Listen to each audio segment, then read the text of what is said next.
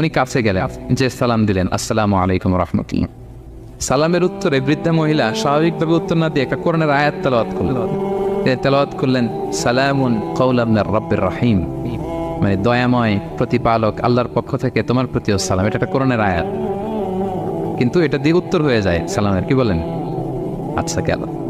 এবার আব্দুল্লাহ ইবনে মুবারক জিজ্ঞেস করলেন, মাযা তাসনাঈনা ফি হাযাল মাকান, এখানে কি করেন আপনি, কি করতেছেন একা একা? এই প্রশ্নের উত্তরেও ভদ্রমহিলা একটা কোরআনের আয়াত তেলাওয়াত করে দিলেন। উনি তেলাওয়াত করলেন, ওয়ামাই ইউদ্লিল ফালা হাদিয়া লাহ, মানে আল্লাহ যার পথ ভুলায় দেয় তার পথ দেখানোর কেউ নাই। মানে বুঝাইতে চাইলেন আমি পথ হারাই ফেলছি। কি বুঝাইতে চাইলেন? পথ হারাই ফেলছি, মানে উনি এমনভাবে কোরআনের আয়াত চুজ করে যাতে উত্তর হয়ে যায়।